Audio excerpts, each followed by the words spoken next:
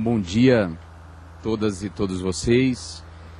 Eu quero abrir agradecendo bastante ao deputado Assis do Couto, presidente da Comissão de Direitos Humanos, e ao deputado Amaury Teixeira, presidente da Comissão de Seguridade Social e Família, que se abriram para esse seminário. Eu quero dizer para vocês que o seminário, uma vez acontecendo aqui, ele esconde e oblitera os bastidores da sua construção e dizer que não é fácil construir um seminário e tocar esse tema aqui dentro. Não é fácil.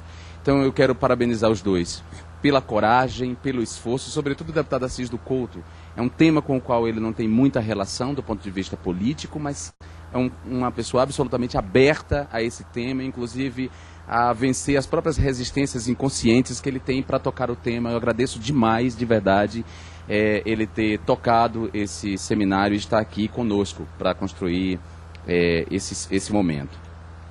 Quero agradecer às equipes que construíram o seminário, minha equipe do meu mandato, que foi muito diligente, da Comissão de Direitos Humanos, o Márcio, a Marina, toda a equipe da Comissão de Direitos Humanos também se dedicou bastante à construção desse seminário, a todas as pessoas que vieram, é fundamental. Então, feito esse agradecimento, eu quero justificar aqui na minha fala por que tratar da AIDS, por que fazer da AIDS o tema do seminário, do 11º Seminário LGBT, certo?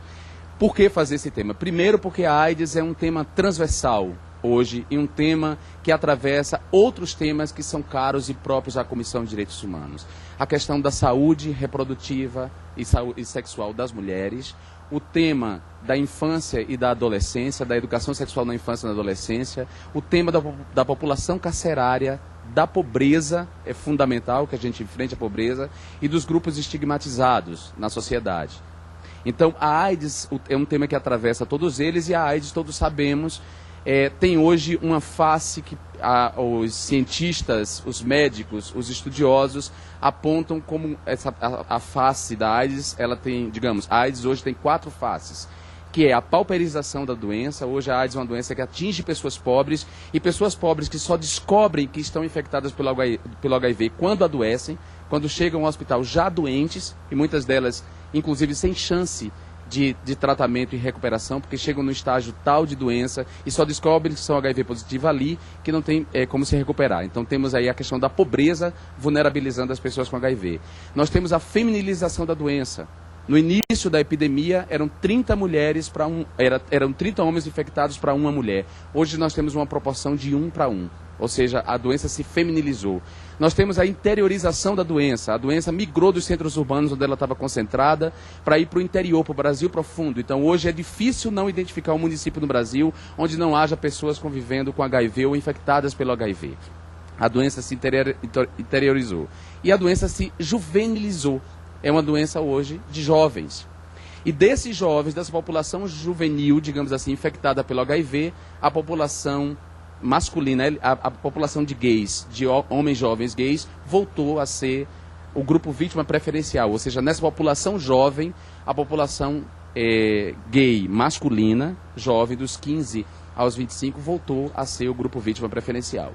Então, se a infecção voltou a crescer nessa população, é porque alguma coisa mudou na política de prevenção à AIDS. Alguma coisa não está funcionando na política de prevenção à AIDS.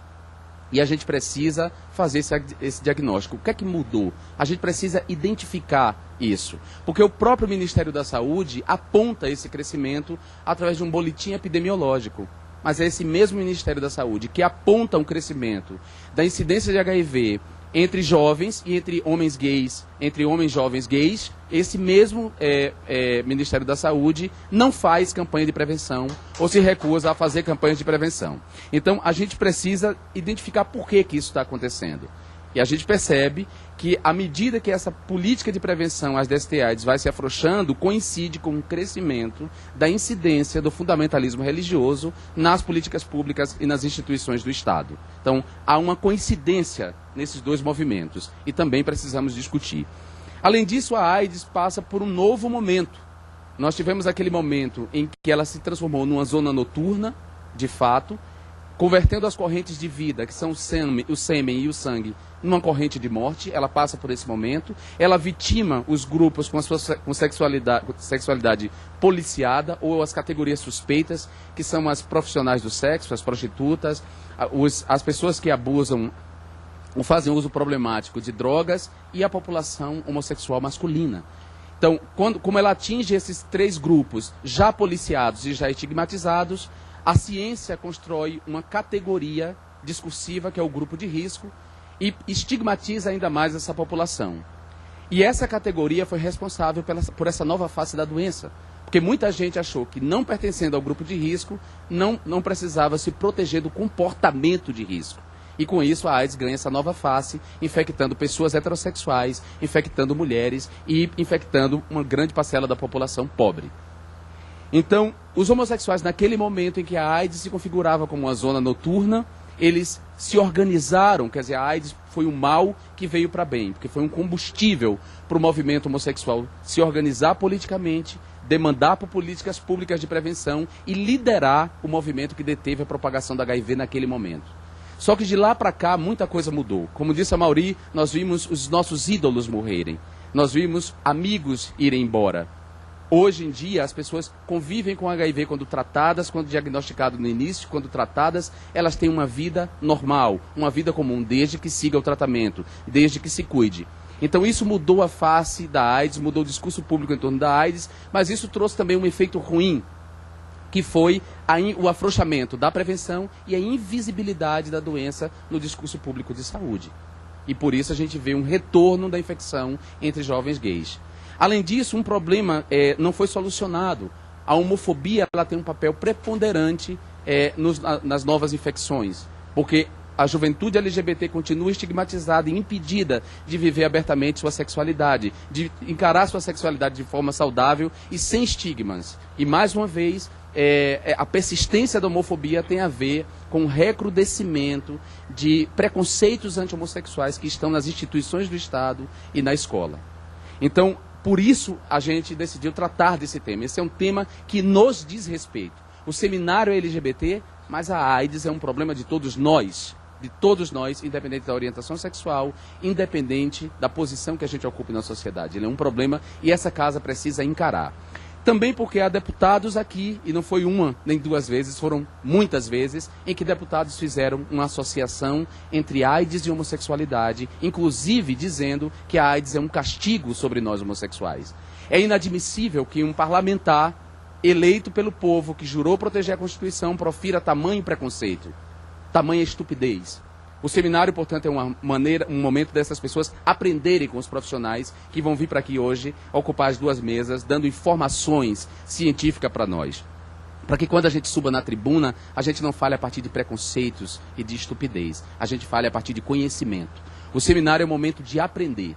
E abrimos o seminário com um vídeo da Porta dos Fundos, porque enquanto o Estado afrouxa e negligencia em relação à prevenção, é a sociedade civil, nas suas diferentes organizações, que dá a resposta. E o Porta dos Fundos decidiu dar uma resposta para essa juventude que acha que não pode ser infectada, para essa juventude que tem uma série de preconceitos que estão encarnadas na fala de um dos personagens.